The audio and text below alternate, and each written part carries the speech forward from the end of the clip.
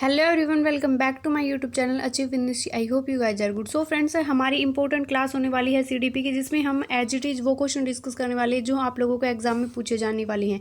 ये क्लास आपके एचटेट के तीनों ही लेवल में ये क्वेश्चन आपको हेल्प करेंगे। ऐसे ही क्वेश्चन आप लोगों को एग्जाम में देखने को मिलेंगे, तो आपको वीडियो को कंप्लीट वॉच करना है। अगर वीडियो अच्छी लगे, वीडियो पसंद आए तो वीडियो को लाइक करें, शेयर करें। चैनल पर पहली बार विजिट करें तो चैनल को सब्सक्राइब करना बिल्कुल ना भूलें। लेकिन क्वेश्चन है आप लोगों को सारे करने, क्योंकि प्रैक्टिस मैक मैन परफेक्ट। तो प्रैक्टिस अब आप लोगों को अच्छे से करनी है। कॉन्सेप्ट आई होप आप लोगों का क्लियर हो गया होगा। नहीं हुआ है तो न्यू सिलेबस के अकॉर्डिंग आप लोगों को चैनल की जो प्लेलिस्ट है उसको विजिट कर लो, वहाँ पर सारा मटेरियल जो है वो मिल जाएगा। सो फ्रेंड्स, आइए बिना टाइम वेस्ट के क्वेश्चन को डिस्कस कर लेते हैं। फर्स्ट जो हमारा क्वेश्चन होने वाला है, which of the following is not suitable learning material for student who are partial sighted. यानी कि इन्होंने पूछा है कि कौन से जो वह टीचिंग लर्निंग मटेरियल है वो सूटेबल नहीं है कि जिन बच्चों को जो आंशिक यानी कि पार्टिशियल जो साइटेड है, यानी कि जिनको जो है वो छोटे अक्षर जो है वो दिखाई जो है वो देते हैं, जो उनको कौन सी जो टीचिंग लर्निंग मटेरियल जो उनके लिए सूटेबल नहीं है। तो यानी कि जो जिनको आंशिक दृष्टि रोग से जो ग्रसित जो बच्चे होते हैं, उनको सभी चीज़ों के क्या होती है, लार्ज जो चीज़ें होती हैं उन उसके रूप में पढ़ाना चाहिए। यानी कि छोटी छोटी चीज़ें उनको जो है वो दिखाई नहीं देती, तो बड़ी चीज़ें के माध्यम से उनको जो है वो सिखाना जो है वो चाहिए। तो इन्होंने पूछा कि कौन सा टीचिंग लर्निंग हेल्प नहीं करेगा। तो लार्ज प्रिंट बुक ये तो हेल्प करेगी, क्योंकि बड़ी बड़ी चीज़ें करके दिखानी। 3 डायमेंशनल मैप एंड चार्ट भी हेल्प करेंगे। नेक्स्ट है आपका टाकिंग बुक एंड फील्ड जो बुलेटिन जो बोर्ड होते हैं, स्पर्शी जो है वो सूचना पट होते हैं, वो बिल्कुल हेल्प करेंगे। लेकिन जो है वो स्मॉल प्रिंट वर्कशीट जो होती हैं, यानी कि जो वो आंशिक दृष्टि है, यानी कि उनको छोटी जो चीज़ें हैं, छोटे प्रिंट के जो वर्कशीट हैं या छोटा प्रिंट है उसको दिखाई नहीं देता, तो ये जो छोटी मुद्रा वाली जो कार्यशीट है, वर्कशीट है, उनको हेल्प नहीं करेगी। तो हमारा आंसर हो जाएगा ऑप्शन नंबर डी। नेक्स्ट जो हमारा क्वेश्चन है, multilingualism in a classroom need to be understood as dash by the teacher. यानी कि मल्टीलिंगुअलिज्म क्या होता है, एक एसेट होता है, यानी कि वो हेल्प करता है एक पॉजिटिव इन्वायरमेंट को क्रिएट करने के लिए एक क्लासरूम के अंदर बहुभाषिकता। यानी कि जितनी ज़्यादा भाषाएं एक क्लासरूम के अंदर होंगी, बच्चा उतनी ज़्यादा लैंग्वेज से, उतनी ज़्यादा भाषाओं से क्या होगा, उसकी जान पहचान होगी, उन चीज़ों को सीखेगा। तो मल्टीलिंगुअलिज्म एक पॉजिटिव जो है वो एसेट है, रिसोर्सेज है, जो एक क्लासरूम को काफ़ी इंटरेस्टिंग बनाता है। प्लस जो है वो चाइल्ड जो होते हैं, बच्चे जो होते हैं, स्टूडेंट जो होते हैं, उनको हेल्प करता है अलग अलग लैंग्वेज को सीखने के लिए। तो इन्होंने पूछा कि अध्यापक को कक्षा में बहुभाषिकता को समझना चाहिए, यानी कि किस फॉर्म में उसको समझना चाहिए। एन एसेट एंड रिसोर्सेज के रूप में समझना चाहिए, एक हाइंड्रेंस जो यानी कि एक बाधा, एक बैरियर के रूप में समझना चाहिए, एक प्रॉब्लम के रूप में समझना चाहिए, एक सिस्टमैटिक इशू के रूप में समझना चाहिए। तो फ्रेंड्स, हमारा राइट जो ऑप्शन है वो ऑप्शन नंबर ए हो जाएगा, क्योंकि ये क्या है, मल्टीलिंगुअलिज्म एक रिसोर्सेज है, एक एसेट है, और ये क्वेश्चन बार बार जो है आप लोगों से एग्जाम में पूछा गया है। तो ये रिपीटेड क्वेश्चन है, जो आप लोगों से एक्सपेक्टेड क्वेश्चन भी हैं, क्योंकि आप लोगों से ऐसे ही क्वेश्चन है वो एग्जाम में पूछे जाने वाले हैं। नेक्स्ट है, conceptual understanding among student is like to improve in sitting which emphasise on. यानी कि जो कौन सी ऐसी जो प्री पार्टी होती है जो विद्यार्थियों को कॉन्सेप्ट जो यानी कि कॉन्सेप्चुअल जो अंडरस्टैंडिंग है उसको बढ़ोतरी करने में हेल्प करती है बच्चों की। तो कौन सी जो है, बच्चों के बीच अगर कंपटीशन की भावना होगी तो क्या बच्चे कॉन्सेप्ट को सीख पाएंगे। यानी कि आपकी न्यू एजुकेशन जो पॉलिसी है उसमें क्या क्या बताया गया है कि बच्चों का जो है वो कॉन्सेप्ट को जो है वो वर्क करना चाहिए, कॉन्सेप्ट है बच्चों का वो क्लियर होना चाहिए, बिल्ड करना चाहिए, ना कि बच्चों को जो है वो रोट मेमोराइजेशन करना चाहिए। किसी भी तरह का बच्चे के साथ कोई कंपटीशन नहीं होना चाहिए। चाइल्ड सेंटर एजुकेशन होनी चाहिए, teacher centre plus book centred education बच्चे को नहीं देनी चाहिए। ये एनसीएफ के द्वारा बताया गया है। कॉन्सेप्चुअल जो बेस है अंडरस्टैंडिंग देनी चाहिए, एनईपी 2020 के द्वारा बताया गया है। तो आप कॉन्सेप्ट एक बच्चे की एज ए टीचर जो है वो जो कॉन्सेप्ट होते हैं उनकी समझ में बढ़ोतरी करने में कौन सी चीज़ आपको हेल्प करेगी। कंपटीशन करेगा? बिल्कुल नहीं करेगा। टेक्स्ट बुक सेंटर्ड करेगा, जो पेडागोजिकल जो पाठ्य पुस्तक केंद्रित जो शिक्षा शास्त्र है वो हेल्प करेगा, या फिर फ्रीक्वेंट एग्जामिनेशन यानी कि जो बार बार आप एग्जाम लेते हैं वो आपको हेल्प करेंगी कॉन्सेप्ट को जो है वो डेवलप करने में, समझने में, या फिर इंक्वायरी एंड डायलॉग। तो इन इन्वेंशन यानी कि किसी चीज़ को बच्चा जब खोज करके यानी कि चीज़ों को खुद से किसी चीज़ में इन्वॉल्व होकर जब बच्चा सीखता है तो क्या होता है, उसका कॉन्सेप्ट है वो बिल्ड होता है, और वो लॉन्ग टाइम तक वो चीज़ें बच्चे को याद रहती हैं। वो उसका जो कॉन्सेप्ट है वो आगे भी जो है वो लाइफ में कभी भी इसको जो है वो यूज कर पाता है। तो इसलिए कॉन्सेप्ट पर हमें वर्क करना चाहिए, चीज़ों को रटना नहीं चाहिए, चीज़ों को अच्छे से समझ के उसके पूरे कॉन्सेप्ट क्लियरिटी होगी तो आप लोगों उसको लॉन्ग टाइम तक वो चीज़ें आप लोगों के दिमाग में जो है वो स्टोर रहेंगी। तो हमारा राइट ऑप्शन हो जाएगा ऑप्शन नंबर डी। नेक्स्ट जो हमारा क्वेश्चन होने वाला है क्वेश्चन है नंबर 4 हम डिस्कस करने वाले हैं कि physical and emotionally health of children they are learning, यानी कि जो बच्चे की फिजिकल इमोशनल जो हेल्थ होती है, यानी कि वो बच्चे की लर्निंग में किस तरीके से जो है वो महत्व रखती है, क्या जो उसका इफेक्ट होता है। Does not have any influence on, यानी कि इसका जो है वो कोई प्रभाव नहीं पड़ता, यानी कि बच्चा जब mentally physically and emotionally and socially जब स्वस्थ नहीं होगा, हेल्दी नहीं होगा, तो उसकी लर्निंग है वो बिल्कुल नहीं हो पाएगी।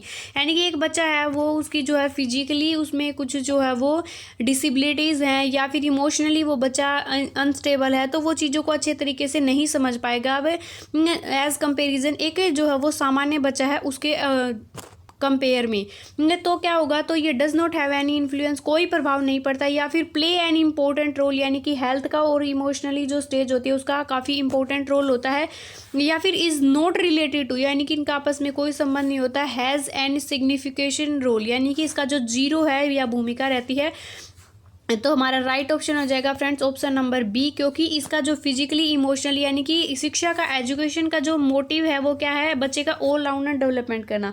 तो बच्चा जो के इसके जो विकास के जो चारों पक्ष जब मजबूत होंगे तभी बच्चे की जो लर्निंग है वो अच्छे से जो है वो हो पाएगी। तो हमारा राइट ऑप्शन हो जाएगा ऑप्शन नंबर बी। नेक्स्ट जो हमारा क्वेश्चन होने वाला है वो ना होने वाला है कि it is importance to create a learning environment in classroom rather than -1, यानी कि इसने पूछा गया है कि कक्षा में एक प्रभावशाली एक इफेक्टिव लर्निंग करने के लिए किस तरीके के वातावरण को जो है वो किस तरीके का वातावरण जो है वो बनाना चाहिए की बजाय, यानी कि की बजाय, तो इसका मतलब यहाँ पे आपको पॉजिटिव वर्ड देखना है और यहाँ पे की बजाय आ गया तो यहाँ पे नेगेटिव।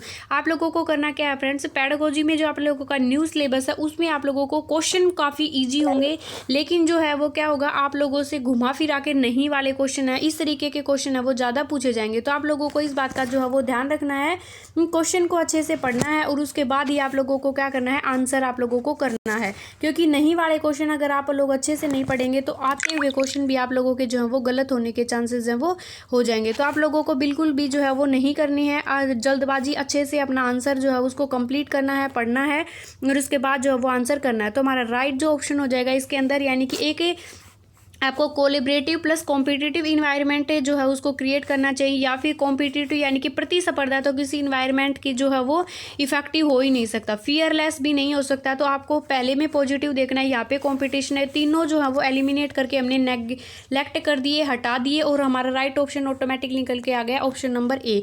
तो फ्रेंड्स टैग वर्ड की जो वीडियो मैंने करवा रखी है positive plus negative tag word, उसको बिल्कुल भी स्किप नहीं करना है, आप लोगों को सभी को वो वीडियो जरूर देखनी है, क्योंकि वो आपको टाइम में भी आपका सेव करेगी और किस तरीके से positive plus negative tag word आपको हेल्प करेंगी ऑप्शन एलिमिनेशन टेक्निक करने में, आपको टाइम बचाएगा आप लोगों का और समझ भी पाएंगे आप लोग कहाँ किस तरीके से जो वो पेडागोजी को सोल्व करना है।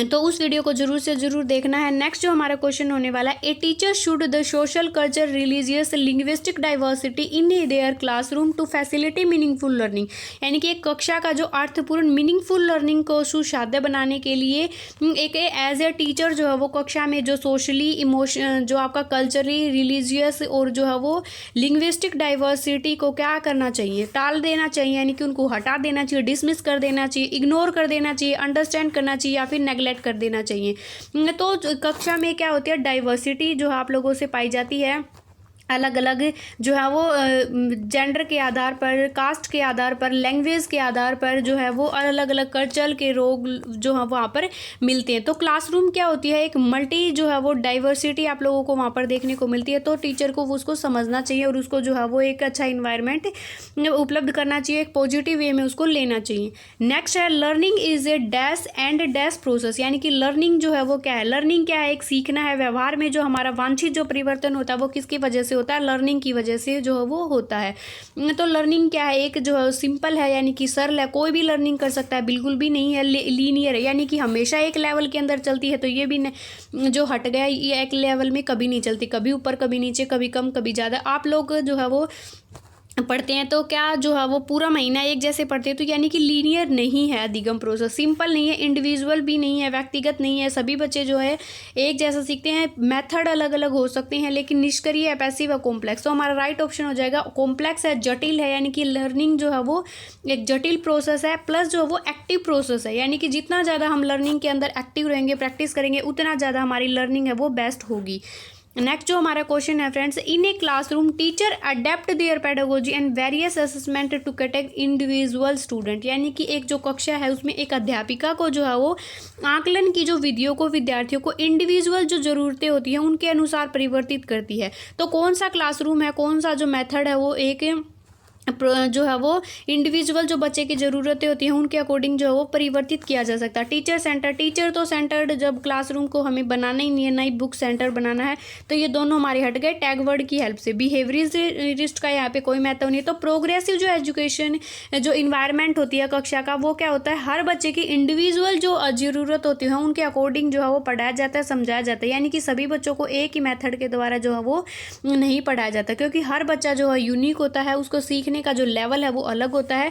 नेक्स्ट जो हमारा 9 जो क्वेश्चन है, the most critical period of acquisition and development of language, यानी कि इसमें पूछा गया कि एक लर्निंग को जो है वो लैंग्वेज को अक्वायर करने का मतलब एफर्टलेस जब हम किसी चीज़ों को सीखते हैं, इन्वायरमेंट से जो है वो विदाउट एफर्ट करके चीज़ों को जब सीख लेते हैं, लैंग्वेज को सीख लेते हैं, तो वो क्या होती है, लैंग्वेज एक्विजिशन होती है। प्लस जो है वो फॉर्मल वे में जो है वो एफर्ट करके हम किसी चीज़ को सीखते हैं, वो लैंग्वेज लर्निंग होती है। इसे टॉपिक से भी आप लोगों को क्वेश्चन डेफिनेटली मिलेगा। तो आप लोगों को हिंदी और इंग्लिश के पेडागोजी में ये सारी चीज़ें समझाई गई हैं। लैंग्वेज अर्जन क्या होता है, भाषा अर्जन और अधिगम क्या होता है, तो वो उनका मैराथन क्लास को दोनों को आप लोगों को देख लेना है। प्लस जो है वो पेडागोजिकल की मैथ की जो मैराथन आप लोगों को दे दी गई है उसको भी आप लोगों को जरूर से जरूर जो है वो देख लेना है, क्योंकि मैराथन क्लास में आपको सारे इंपॉर्टेंट पॉइंट एक ही वीडियो में कवर करवा दिए गए हैं। यहाँ पर है LAD लैंग्वेज एक्विजिशन डिवाइस, यानी कि नॉन चोम्स्की के द्वारा जो है ये वर्ड दिया गया है। उन्होंने बताया कि बच्चा जो है वो LAD जो डिवाइस है उसको ये एक यंत्र है, उसके साथ ही पैदा होता है, और जैसे ही वो अपने इन्वायरमेंट में आता है तो इस यंत्र की हेल्प से वो क्या करता है, लैंग्वेज को जो है वो अक्वायर कर लेता है, सीख लेता है, समझ लेता है। और 5 साल का जो बच्चा है वो सबसे ज़्यादा अकॉर्डिंग टू इस जो नॉन चोम्स्की बताया गया कि इस टाइम पीरियड में बच्चे का जो लैंग्वेज है वो सबसे ज़्यादा चरम सीमा पर होता है। सबसे ज़्यादा लैंग्वेज सीखने की जो शक्ति है, पावर है, वो यहीं पर इसी एज तक होती है। बाद में जो है ये स्लो होने लगती है। तो प्रीनेटल पीरियड, यानी कि बच्चा जन्म से पूर्व लैंग्वेज को सीखने का जो क्रिटिकल पीरियड होता है, बिल्कुल नहीं। प्रारंभिक चाइल्डहुड, मिडिल चाइल्डहुड या फिर एडोलेसेंस तक लैंग्वेज को सीख चुका होता है बच्चा। तो प्रारंभिक यानी कि जब स्कूल गोइंग जब एज होती है, प्रारंभिक जो चाइल्डहुड जो पीरियड होता है वो सबसे क्रिटिकल पीरियड होता है एक लैंग्वेज को सीखने के लिए। तो आप लोगों को ये हमारा क्वेश्चन का आंसर हो जाएगा option number B. Next, which of the following theorists proposed that children thinking is quality different from that of adult, यानी कि कौन से जो है वो थ्योरिस्टिक मनोवैज्ञानिक के द्वारा कहा गया कि बच्चों का और एक अडल्ट का जो थिंकिंग का जो लेवल है उनके अंदर जो है वो अलग अलग होता है। तो जीन पैजे के अकॉर्डिंग, लेव Vygotsky, Harvard gardener, Lawrence Kohlberg. तो जीन पैजे ने कहा कि बच्चा जो है वो जो कुछ भी सीखता है खुद के द्वारा सीखता, और जैसे जैसे वो अलग अलग स्टेज को कवर करता है वो मैच्योरिटी की तरफ जाता है, वो चीज़ों को अपने आप सीखने लग जाता है। और एक अडल्ट है, यानी कि जब एक बच्चा सेंसोरी मोटर स्टेज का होता है, यानी कि फर्स्ट स्टेज में होता है, तब वो जो है पूरी तरीके से दूसरों के ऊपर डिपेंड होता है। फिर जो है वो सेल्फ डिपेंड हो जाता है, फिर वो चीज़ों को समझने लग जाता है। यानी कि वो जीन पैजे के द्वारा ये कहा गया कि एक अडल्ट का और जो है एक जो चाइल्ड होता है उसके जो थिंकिंग का जो लेवल होता है, उनके गुणों में जो है वो काफ़ी परिवर्तन होता है, चेंजेस जो है वो डिफरेंट पाया जाता है। लेव वाइगोत्स्की ने कहा कि बच्चा जो कुछ भी सीखता है वो क्या होता है, समाज के द्वारा सीखता है। हार्वर्ड गार्डनर के द्वारा मल्टीपल जो इंटेलिजेंसी है, यानी कि बहुबुद्धि का जो सिद्धांत है वो दिया गया हार्वर्ड गार्डनर के द्वारा। आप लोगों को हार्वर्ड गार्डनर की जो थ्योरी है उसको अच्छे से पढ़ के जाना है। डाइवर्जेंट थिंकिंग, कन्वर्जेंट थिंकिंग, इन्हीं की जो है वो इंटेलिजेंसी के अंदर आती है, तो ये आप लोगों से पूछा जाएगा, इंपॉर्टेंट है। नेक्स्ट है सोशल जो है स्कूल सोशलाइजेशन ऑफ, यानी कि सोशलाइजेशन से भी आप लोगों का क्वेश्चन बनेगा। तो सोशलाइजेशन क्या होता है, बच्चा एक सामाजिक प्राणी होता है, मनुष्य एक सामाजिक प्राणी होता है, वो समाज में रहता है, समाज के नॉर्म्स हैं, समाज के रूल हैं, सोसाइटी के जो रूल हैं, इन सब चीज़ों को क्या करता है, समाज के द्वारा सीखता है। यानी कि वहाँ से बच्चे का जो समाजीकरण जो है वो स्टार्ट हो जाता है, अपनी फैमिली से, परिवार से स्टार्ट होता है, अपने माँ से, अपने पिता से, अपने भाई बहन, अपने रिलेटिव जो है, ये क्या होती हैं, प्राइमरी एजेंसीज होती हैं एक बच्चे के सोशलाइजेशन की।